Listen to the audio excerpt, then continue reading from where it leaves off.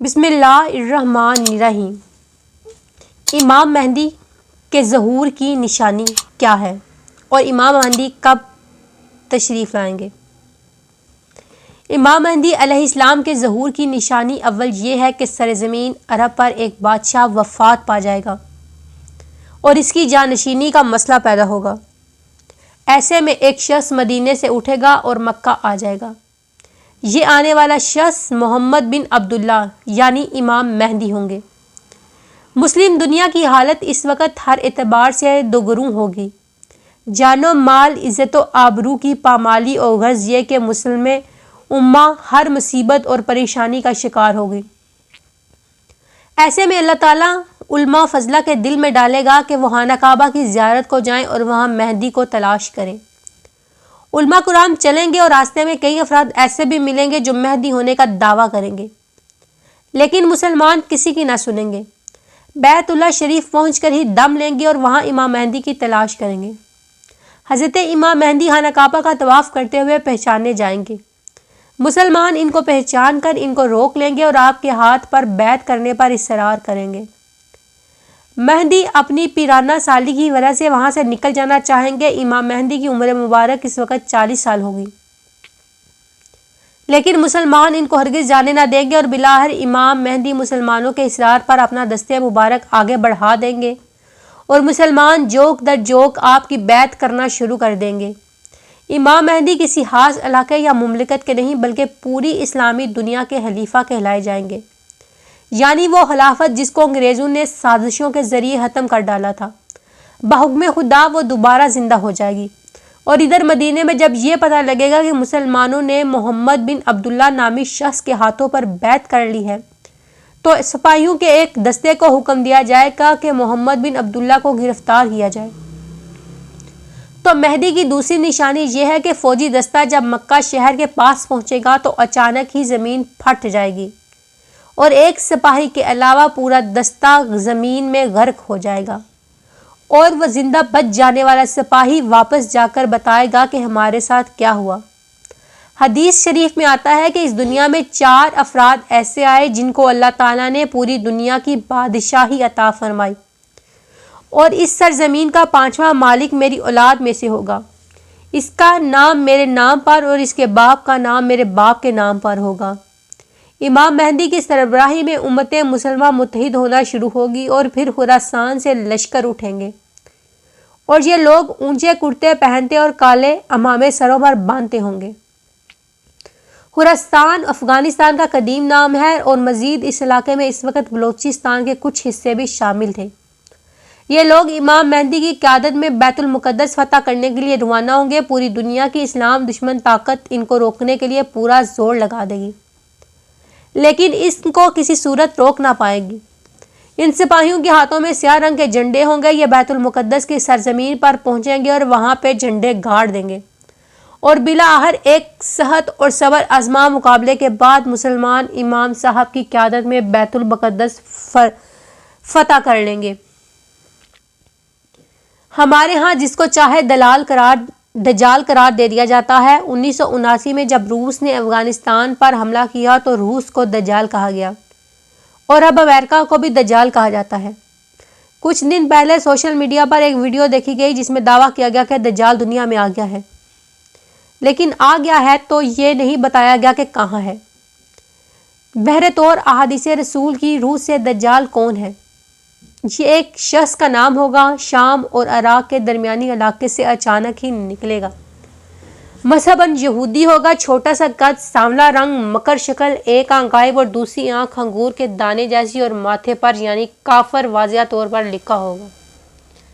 ایک کھچر پر سواری کرتا ہوگا۔ صفحان کے 70,000 یہودی اس کے ہمراہ ہوں گے۔ بہت امیر اور صاحب حیثیت ہوگا۔ اپنی جنت اور دوزخ ساتھ لیے پھرتا ہوگا۔ تاہم محمد رسول اللہ کا فرمان ہے کہ دجال کی جنت در حقیقت دوزخ اور اس کی دوزخ در حقیقت جنت ہوگی۔ پہلے نیکیوں پر سائی کے روپ میں سامنے آئے گا، پھر رسالت کا اور پھر آخر میں خدائی کا دعویٰ کرے گا۔ اس کے نکلنے کی نشانی یہ ہے کہ اس کی آمد سے پہلے زمین پر اناج اس سال آدھا پیدا ہوگا، پھر اگلے سال اناج اور بارش 1/3 کم ہوگی، پھر اس سے اگلے سال ہی نہ ہی بارش ہوگی اور نہ ہی اناج آئے گا۔ اسے سختی اور قحط کے دور میں شخص امتحان الہی بن کر دنیا کے سامنے آئے گا۔ تاہم اللہ تعالیٰ کا مومنین پر یہ احسان ہوگا کہ اس قحط کے دور میں اللہ کی تسبیح و تفریح ان کے لیے غذا کا کام کرے گی، اور یوں مومنوں کی بھوک پیاس مٹتی رہے گی۔ قبرستان جائے گا، وہاں کھڑے شخص سے پوچھے گا تم کس کی قبر پر کھڑے ہو؟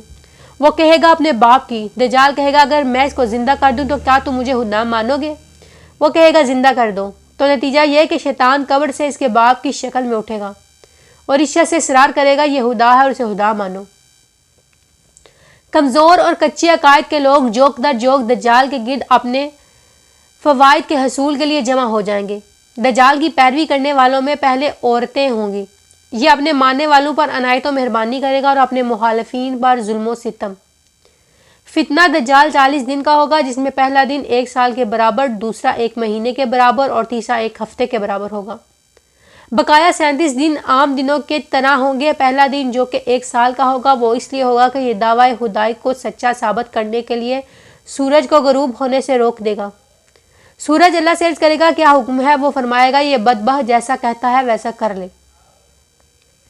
جب رسول صلی اللہ علیہ وآلہ وسلم نے صحابہ کرام کو یہ بات بتائی تو صحابہ نے سب سے پہلے سوال کیا کہ دن 1 سال کا ہوگا تو نماز کس طرح پڑھی جائے گی؟ اللہ کے رسول نے ارشاد فرمایا کہ وقت کا تعین کرتے رہنا اور اسی حساب سے نماز ادا کرتے رہنا، یعنی نمازیں 1 سال کی اسی دن پڑھنی ہوں گی۔ دجال سرزمین مکہ پر حملہ کرنے کے لیے لشکر کے ساتھ چلے گا۔ اللہ تعالیٰ مکہ کی حفاظت کے لیے ہر دروازے پر 2 فرشتے متعین کرے گا جن کو دجال کے سوا کوئی نہ دیکھ پائے گا، اور ان فرشتوں کو دیکھ کر دجال کچھ نہ پا پائے گا۔ وہاں سے مدینہ کی طرف روانہ ہوگا تو اللہ تعالیٰ مدینہ کی حفاظت کے لیے بھی ہر دروازے پر 2 فرشتے متعین کرے گا، اور ان ملائکہ کو دیکھ کر دجال کا واپسی کا ارادہ کرے گا اور واپس روانہ ہو جائے گا۔ امام مہدی علیہ السلام دجال کی آمد سے پہلے دنیا میں آ چکے ہوں گے۔ مسجد اقصیٰ مسلمانوں کے قبضے میں ہوگی اور امام مہدی اس فتنے سے نمٹنے کے لیے تیاریاں کر چکے ہوں گے، اور بالآخر امام مہدی دجال سے مقابلے کے لیے مسلمانوں کا لشکر تیار کر کے میدان جنگ میں آن موجود ہوں گے۔ یہ معرکہ جو دجال کے ساتھ پیش آئے گا، اس قوم میں یہود کی بھاری تعداد بطور خود مقابلہ کے لیے نکلے گی، اور یہی وہ تاریخ ساز معرکہ ہوگا جسے ہر مجدون اور انگلش میں آرمگدون کے نام سے پکارا جاتا ہے۔ یہ مقابلہ مسلمانوں کے لیے ایک بہت ہی بڑی آزمائش ہے، کیونکہ دشمن کی تیاری و تعداد دیکھ کر مسلمانوں کی تعداد میدان جنگ سے واپس ہو جائے گی اور بڑی تعداد مقابلے میں جام شہادت نوش کرے گی۔ شہداء کے لیے بشارت ہے کہ بہترین شہید ہوں گے، اور بھاگنے والے میں جو آئے گا وہ اللہ تعالیٰ سے معافی طلب کریں گے، لیکن ان کی معافی قبول نہ ہوگی۔ لیکن مسلمانوں کے ساتھ امام مہدی پوری طرح ثابت قدمی کے ساتھ جہاد کریں گے۔ اس جہاد میں مسلمانوں کا نقصان بہت ہوگا، لیکن امام مہدی صبر و استقامت کا ہاتھ دامن سے نہیں چھوڑیں گے۔ جنگ کا تیسرا دن ہوگا اور عادل صبح نماز فجر ہونے والی ہوگی۔ جامع دمشق میں مسلمان نماز فجر کے لیے تیار ہوں گے۔ امام مہدی مسلح پر آ چکے ہوں گے کہ اچانک ہی 2 فرشتوں کے کاندھوں پر ہاتھ رکھ کے جناب حضرت عیسیٰ آسمان سے اٹھتے ہوئے آ جائیں گے۔ ملائکہ حضرت عیسیٰ کو جامع دمشق کے مینار پر کھڑا کر کے واپس آسمان کی طرف پرواز کر جائیں گے۔ مینار پر آنے کے بعد حضرت عیسیٰ کی تمام تر حاجات عام انسان جیسی ہوں گی۔ حضرت عیسیٰ مسلمانوں سے کہیں گے کہ مینار پر سیڑھی لگا دی جائے تاکہ میں نیچے اتر سکوں، اور یوں حضرت عیسیٰ نیچے مسجد کے اندر تشریف لے آئیں گے۔ امام مہدی حضرت عیسیٰ کو دیکھ کر مصلی آپ کے لیے امامت کے واسطے چھوڑنا چاہیں گے، لیکن حضرت عیسیٰ منع کریں گے اور کہیں گے کہ تم جس امت میں سے ہو، میں بعض لوگوں کو بعض پر فضیلت حاصل ہے، اور امام مہدی کی امامت میں نماز فجر ادا کریں گے۔ بعد ازاں نماز میدان جنگ میں دونوں طرف صف بندی ہوگی۔ حضرت عیسیٰ فرمائیں گے مجھے نیزہ اور گھوڑا لا کر دو تاکہ میں اس دجال کو قتل کر سکوں کہ جس کا مارا جانا میرے ہاتھوں مقدر ہے۔ اس دن اللہ تعالیٰ کی مدد مسلمانوں کے شامل حال ہوگی۔ یہودی گارجر مولیوں کی طرح کٹ جائیں گے۔ حالت یہ ہوگی کہ اگر کوئی یہودی کسی درخت کے پیچھے پناہ لے گا تو وہ درخت پکار کر کہے گا کہ میرے پیچھے یہودی چھپا ہوا ہے۔ البتہ صرف ایک درخت گرکد خاموش رہے گا اور ان کا حال خفیہ رکھے گا۔ واضح رہے کہ گرکد کو اسرائیل نے قومی درخت قرار دے دیا ہے۔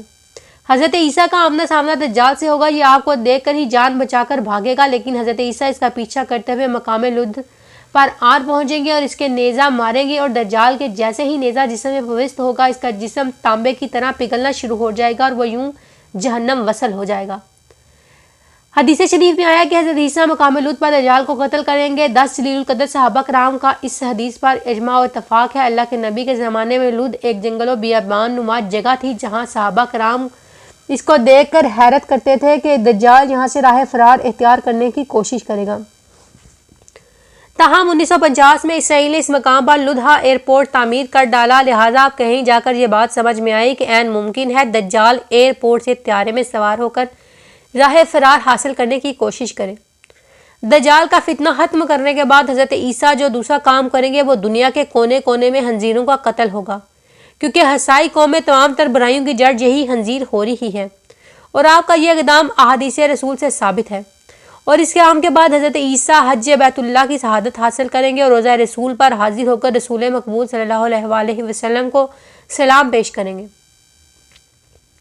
حج سے فارغ ہو کر حضرت عیسیٰ علیہ السلام حکومت، عدالت اور دیانت قائم کریں گے اور آپ پر اللہ تعالیٰ کی جانب سے باقاعدہ وحی نازل ہوگی۔ آپ زمین پر 40 سال حکومت کریں گے۔ پہلی زندگی میں آپ بیوی بچوں سے آزاد تھے، شادی نہیں کی، لیکن آپ دوبارہ جب آئیں گے تو آپ شادی بھی کریں گے اور آپ کی اولاد بھی ہوگی۔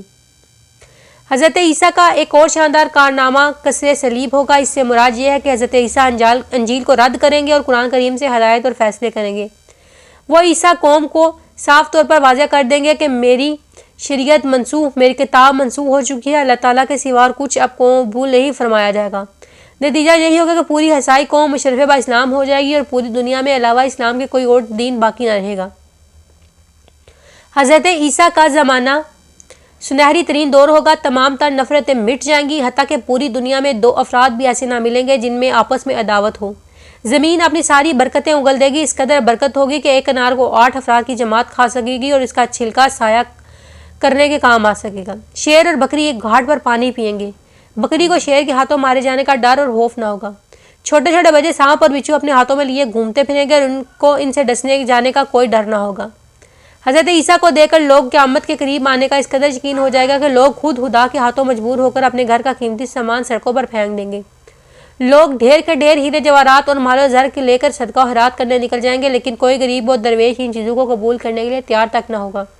اور جب اس مسکین و محتاج کو یہ سب قبول کرنے کے لیے اصرار کیا جائے گا تو یہ مسکین جواب دیں گے کہ تمہارے پاس ایک سجدہ بھی ایسا ہے جو تم نے صدقہ دل سے اللہ کو کیا ہو تو ہم کو وہ دے دو، کیونکہ دنیا کا خاتمہ قریب ہے، وہ سجدے کام آئیں گے نہ کہ یہ مال و دولت۔ زمین پر 40 سال حکومت زندگی گزارنے کے بعد حضرت عیسیٰ کا انتقال ہو جائے گا۔ مسلمان ان کی نماز جنازہ پڑھیں گے اور روضہ رسول میں رسول صلی اللہ علیہ وآلہ وسلم کے قریب ان کی تدفین ہوگی، اور آپ کے بعد انتقال کے امام مہدی حکومت سنبھال لیں گے، اور بلاخر ایک دن امام مہدی بھی اس دنیا سے پردہ فرما جائیں گے۔